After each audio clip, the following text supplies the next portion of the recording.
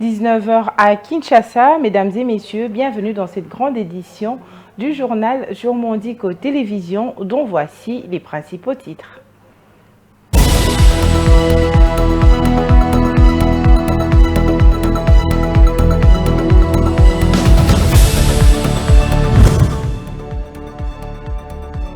Avec à son actif 47 députés nationaux, 75 députés provinciaux, qui la place deuxième force politique au sein de l'Union sacrée de la nation après l'UDPS, la dynamique Agissons et Bâtissons, conduite par son leader, le Premier ministre Jean-Michel Sama Lukonde, a été reçue le mercredi dans la soirée par l'informateur Augustin Kabouya dans le cadre de la deuxième phase de consultation.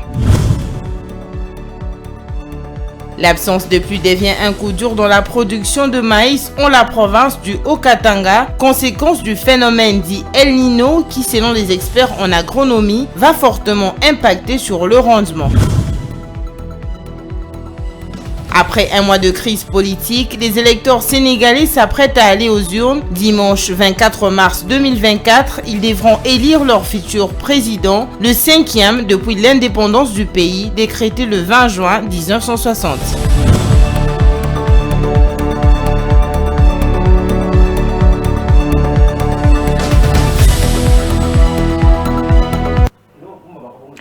Mesdames et messieurs, bonsoir. Je l'ai annoncé dans les titres avec Action Native, 45 députés nationaux et 75 provinciaux, ce qui la place deuxième force politique au sein de l'Union sacrée de la nation après l'UDPS.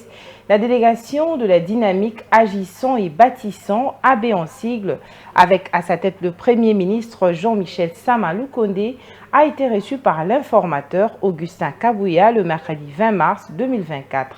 Les questions de la taille et le format du prochain gouvernement ont été au menu de leurs échanges. Suivez.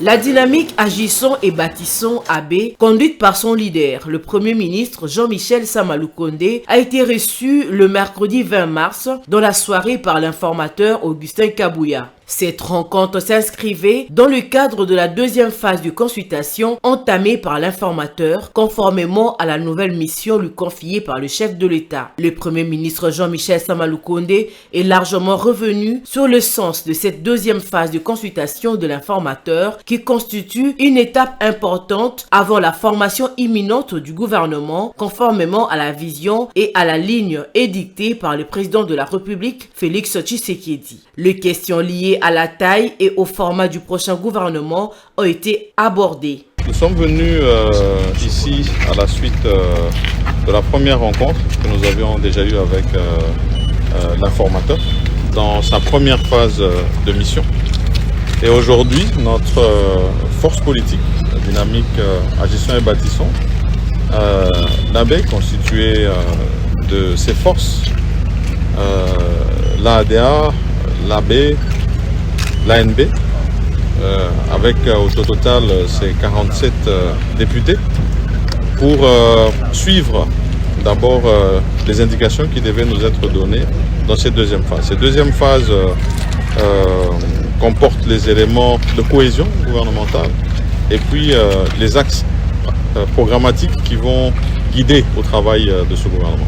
Donc nous avons eu essentiellement échangé sur la taille et le format du gouvernement qui doit tenir compte de nos réalités actuelles qui doivent aller vers le sens de la rationalisation et ensuite sur les priorités qui avaient déjà été édictées par son Excellence Monsieur le Président de la République.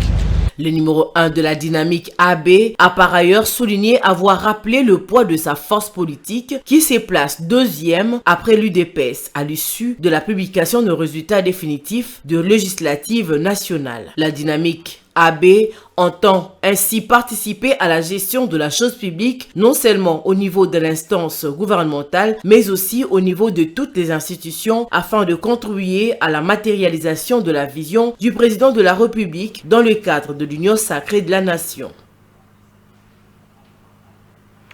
Et les premiers modèles des conteneurs devront servir de matériel pour l'identification de la population congolaise qui attend avoir sa carte d'identité sont arrivés à Kinshasa. Ces matériels ont été visités le mercredi 20 mars par le vice-premier ministre et ministre de l'Intérieur, Peter Kazadi Kankonde, sur les sites de l'ONATRA à Kinshasa. Cette visite a permis au numéro 1 de l'Intérieur en RDC de se faire une idée sur l'avancement des préparatifs du processus d'acquisition des cartes d'identité nationale. Suivez. Je comprends l'impatience de la population, puisque ça fait des années qu'ils n'ont pas leur carte d'identité, ce qui fait la fierté d'appartenir à une nation. Mais je dois ici rassurer que le processus était un peu long, mais laborieux. Nous l'avons commencé au mois de juin. Il fallait passer commande des différents matériels qui devaient servir de démarrage aujourd'hui.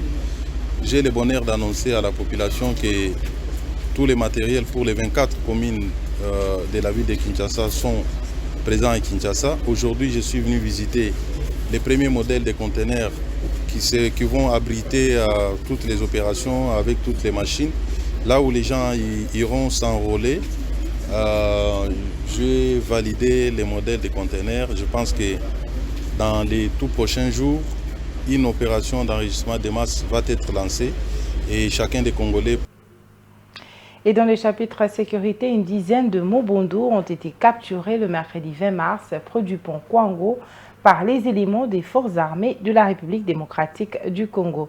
Une arme ainsi qu'un chargeur bien garni a également été récupéré par les FARDC. La population de la province du Kwango, en proie à l'insécurité depuis près de 2 ans, n'attend que la restauration de la paix et le retour des déplacés. Suivez.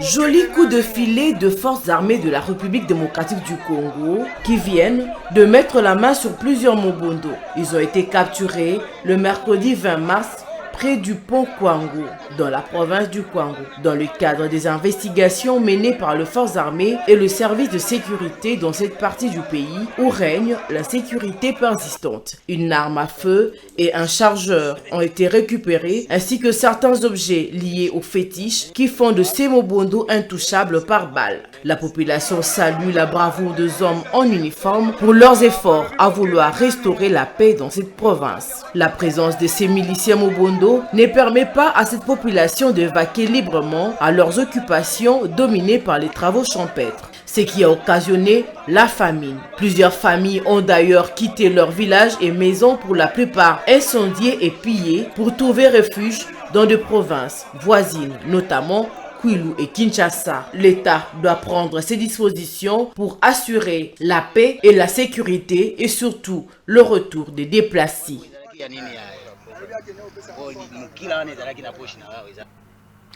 Rendons-nous dans la province du Kasaï oriental où la gouverneure intérimaire Julie Kalinga Kabongo a reçu le mercredi 20 mars dans son cabinet de travail une délégation de la Direction générale des recettes administratives, judiciaires, domaniales et des participations venues de Kinshasa, menée par le directeur de réforme et du coordonnateur de projet et de la gouvernance financière.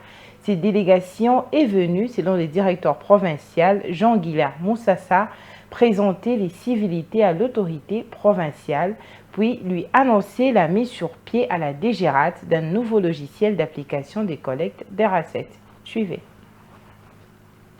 Nous sommes venus ici présenter les civilités auprès de l'autorité pour l'informer qu'à partir du lundi prochain, il y aura un nouveau logiciel d'application des collectes de recettes qui sera mis en application au niveau de la DGRAT. Et cela signifie que nos agents seront formés à partir du lundi pour arriver ainsi à maîtriser ce nouveau logiciel de prise en charge des recettes au niveau de la DGRAT. Et la formation va se faire non seulement au niveau de la DGRAT, ça sera aussi au niveau des services d'assiette. Alors nous aurons à voir ici dans la province, en Boujma précisément, le service d'assiette venant de la Lomami ainsi que de Sankourou. On aura ici la formation au niveau de l'hôtel Gloria du 25 au 30 de ce mois. C'est le but de notre mission ici. Ces logiciels visent ceci, donc on est en train, le gouvernement est en train de se lancer sur une nouvelle phase de réforme de finances publiques. Alors nous avons commencé il y a 2 ans avec Isis Régie. Pour ceux qui nous côtoient, ils savent bien que non, nous avons un nouveau logiciel de perception de recettes au niveau de Isis Régie. Maintenant nous avons un nouveau logiciel au niveau des collectes des recettes. Et qu'est-ce qu'on vise à tous ces niveaux là-bas? Nous visons la dématérialisation de ce que nous avions autrefois appelé papier, tout ce que qui pouvait accompagner les recettes. Maintenant nous entrons dans une saisie et une prise en charge électronique de recettes à partir des collectes de recettes jusqu'à l'étape finale de paiement de recettes. Et en termes financiers, c'est-à-dire qu'au niveau de la constatation et la liquidation jusqu'au niveau du recouvrement. Donc voilà les avantages que nous avons au niveau de ce nouveau logiciel qui sera mis en application bientôt là. L'autorité provinciale a été vraiment très flattée par cette mesure parce que pour elle, elle voudrait aussi, comme l'a présenté le vœu du coordonnateur, que plus prochainement, dans un bref avenir, on pourra aussi ressaisir, donc repasser pour que ces logiciels soient aussi, qu'on arrive aussi à former les agents de la direction provinciale ou de la direction provinciale au niveau de nos provinces. Tout ce que nous devons faire, c'est que la formation doit commencer à partir de ce 25. C'est-à-dire que nous n'aurons plus maintenant à utiliser les notes de perception papier qu'on avait à l'état. Et cela, ce n'est pas pour tous les services, c'est uniquement pour quelques services pour lesquels nous passons d'abord en phase expérimentale. Les services sont au nombre de 6, ils sont, je peux les citer, il y a les mines, il y a les hydrocarbures, il y a le pétainétique, il y a la DGM, les affaires foncières, ainsi que l'environnement. C'est 6 services expérimentaux. Et les autres, ça va venir après. Changeons de chapitre à présent aux obsèques de l'opposant Chérubin Okende à la cathédrale Notre-Dame de Lingouala le mercredi 20 mars 2024. Le secrétaire général du parti Alliance pour l'alternance et le progrès, AAP en sigle, a rendu son témoignage sur les listes disparues tout en revenant sur l'homélie du cardinal Fridolin Ambongo lors de la messe de suffrage. Il était au micro de Didier Lofombois. Suivez. Aux obsèques de l'opposant Chérubin Okende Senga pour le dernier hommage en la cathédrale Notre-Dame de Lingouala, le mercredi 20 mars 2024, le parti Alliance pour l'alternance et le progrès AAP a été très bien représenté par son président national, le professeur Théophile Mbemba Fundu. Son secrétaire général, Steve Matenga, a saisi cette occasion pour rendre un témoignage sur le listre disparu. Notre camarade Chérubin Okende restera un exemple pour nous tous. Et il devait être un exemple pour tout Congolais qui aime ce pays, qui est prêt à tout donner pour que ce pays change. Voilà les souvenirs que nous devons garder des Chérubins. Chérubin n'est pas mort. Nous tous, nous sommes des nouveaux Chérubins aujourd'hui. Tout Congolais doit être un nouveau Chérubin. Aimer ce pays jusqu'au point de lui donner tout ce qu'on a, tout ce qu'on est. Ils ne sont pas seuls. Merci beaucoup. C'est moi qui vous dis merci. Le SG de l'Alliance pour l'alternance, Steve Matenga, s'est aussi montré contre la levée du moratoire de la peine de mort. Le cardinal a résumé, si vous voulez, en 2-3 phrases, la situation de notre pays, qui doit interpeller tout citoyen qui aime ce pays. Le cardinal a mis le doigt sur la problématique de notre justice. Il a dit que notre justice était malade. Tout le monde sait qu'un pays sans justice valable, sans justice indépendante, sans justice juste, le pays ne peut pas marcher. Il a souligné un deuxième point en disant que le fait de lever le moratoire sur la peine de mort était donné à cette justice malade un sabre qui pourrait couper la tête à tout le monde sans que ce soit justifié. Donc il a tout dit. Et dans l'entrepreneuriat, plusieurs jeunes de Kinshasa et des provinces ainsi que du Congo-Brazzaville ont été formés par le Front commun de la jeunesse, FCJ en sigle, sur l'entrepreneuriat. Au cours d'une soirée organisée à Kinshasa, dans la soirée du 19 mars 2024, plusieurs entrepreneurs ayant réussi dans les affaires ont été invités à s'entretenir avec les jeunes futurs entrepreneurs. Un partage d'expérience a permis à ces jeunes de comprendre les stratégies pour réussir dans les affaires au Congo. Suivez.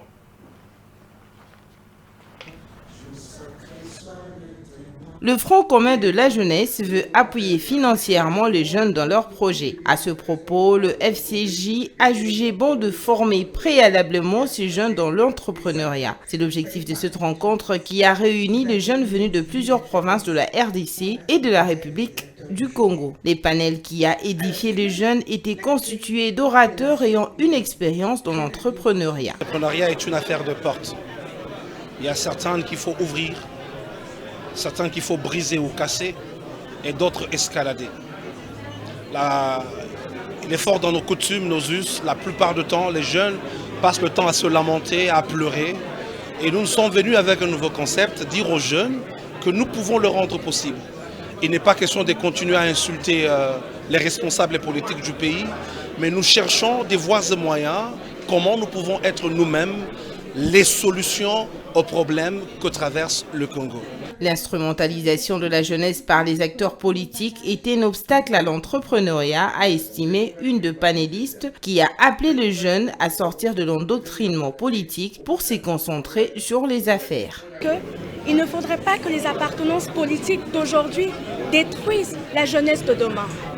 Tout jeune a le droit d'aller de l'avant. Et c'est ensemble, on doit vraiment oublier ces secteurs-là des appartenances politiques, mais dans la main avec tous les entrepreneurs, tous les jeunes, pouvoir aller de l'avant. L'entrepreneuriat dans le domaine de l'agriculture, appelé agripreneuriat, était un des points abordés et qui a retenu l'attention de plus d'un dans l'assistance. On participait ensemble dans cette conférence qui nous a vraiment révoltés sur l'entrepreneuriat et l'agripreneuriat. Donc, sous-entendu, on ne peut pas parler d'un pays émergent sans toutefois voir le secteur qui est très révoltant, qui est l'entrepreneuriat.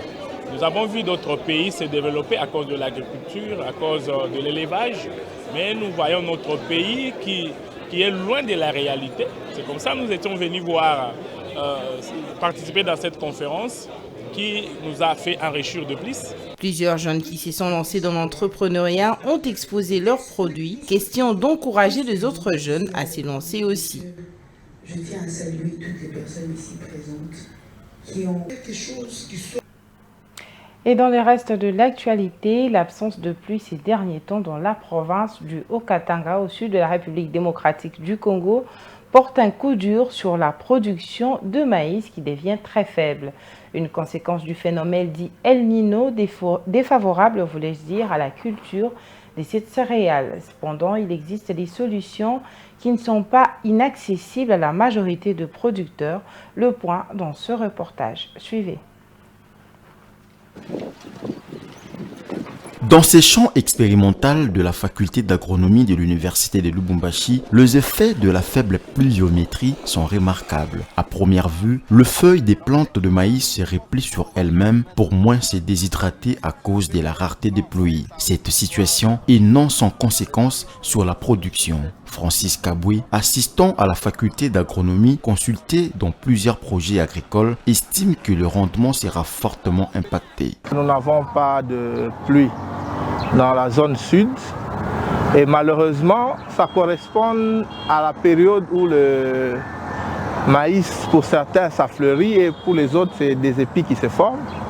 Et cette période normalement doit correspondre au pic des précipitations. Et la grande conséquence que nous aurons, ça sera la baisse du rendement. Cette rareté de pluie ne concerne pas que le Haut-Katanga, mais plusieurs pays de l'Afrique australe. Plusieurs causes sont à la base de cette situation. Scott Nawej est chercheur en hydrologie et environnement à la faculté des sciences de l'université de Lubumbashi. Il pointe du doigt le phénomène El Niño. Il s'agit de disparités, mais aussi de concentration des précipitations dans le temps. Nous avons eu plus de précipitations au mois de janvier. Or, la culture a besoin de l'étalement dans le temps. Vous avez le Zimbabwe, la Zambie et pratiquement le sud de la RDC qui est impacté aussi. Le phénomène qui pouvait être à la base de ces absences de précipitations, c'est pratiquement le phénomène El Niño, qui est un phénomène qui s'observe pendant 5 ans, qui est caractérisé par l'élévation des températures des eaux des océans et que ceci favoriserait beaucoup de perturbations climatiques dans la région du Sud, parce que ça part du Pacifique jusque dans la partie de l'Afrique australe. Les conséquences de la rareté des pluies sont irréversibles sur les cultures pour cette saison. Cependant, les scientifiques ont réfléchi à des solutions pour les prochaines saisons afin de pallier à l'absence prolongée de précipitations. Ces solutions sont très coûteuses que seuls les grands producteurs peuvent y accéder. Pour les campagnes agricoles à venir, que dans le choix des semences de maïs à utiliser, qu'on puisse acheter des variétés qui sont résistantes à la sécheresse. Deuxièmement, c'est acheter aussi des variétés à cycle moyen. Comme ça, la période de demande en eau est un peu réduite. Ça peut faire face à la situation actuelle. Mais pour ceux qui ont des gros moyens, on peut leur recommander d'installer des pivocentres qui permettent de faire face à cette réalité de choses. Mais ça sera plus facile pour les gens qui ont des grands cours d'eau à côté de leurs exploitations agricoles, mais qui ont aussi des moyens financiers pour s'en procurer plutôt. Plusieurs provinces de la RDC connaissent depuis un mois de fortes chaleurs dues à la hausse des températures. L'agence des météorologies annonce de fortes précipitations dans les jours à venir.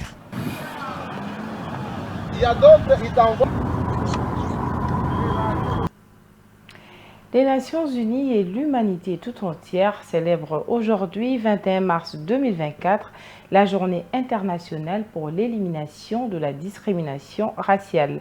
Pour cette année 2024, le thème abordé par les Nations Unies pour la célébration de ces journées internationales est une décennie de reconnaissance, de justice et de développement mise en œuvre de la décennie internationale des personnes d'ascendance africaine. Les détails avec Michel Ramazani.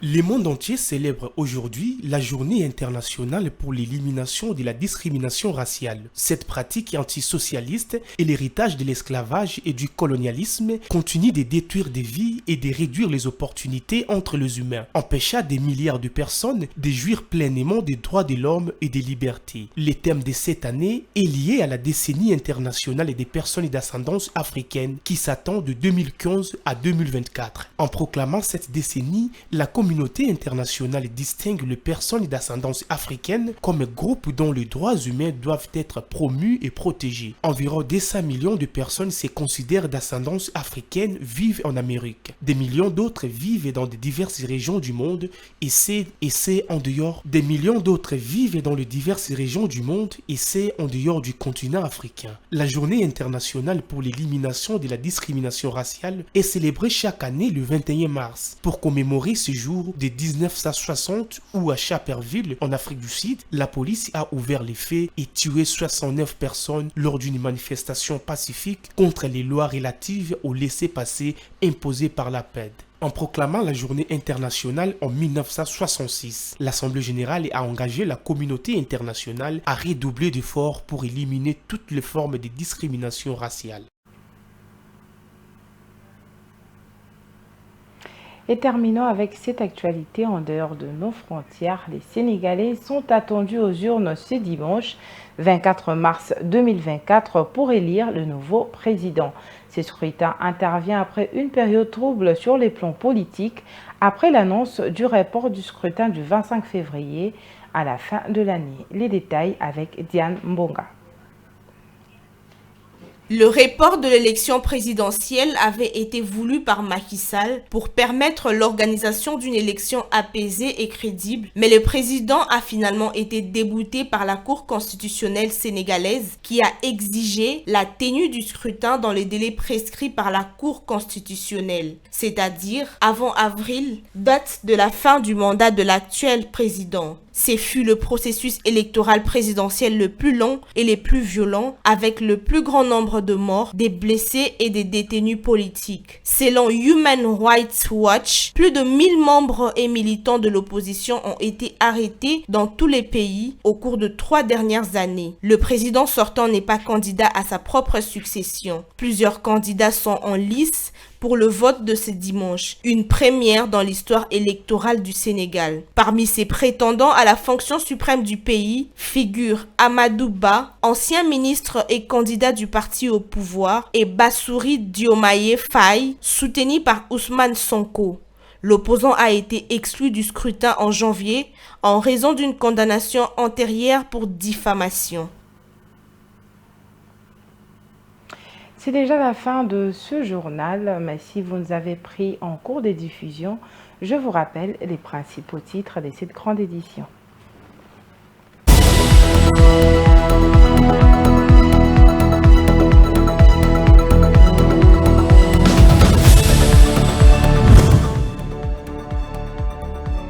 Avec à son actif 47 députés nationaux, 75 députés provinciaux, qui la place deuxième force politique au sein de l'Union sacrée de la nation après l'UDPS, la dynamique Agissons et Bâtissons, conduite par son leader, le Premier ministre Jean-Michel Sama Lukonde, a été reçue le mercredi dans la soirée par l'informateur Augustin Kabouya dans le cadre de la deuxième phase des consultations. L'absence de pluie devient un coup dur dans la production de maïs en la province du Haut-Katanga, conséquence du phénomène dit El Niño qui, selon les experts en agronomie, va fortement impacter sur le rendement. Après un mois de crise politique, les électeurs sénégalais s'apprêtent à aller aux urnes. Dimanche 24 mars 2024, ils devront élire leur futur président, le 5e depuis l'indépendance du pays, décrété le 20 juin 1960.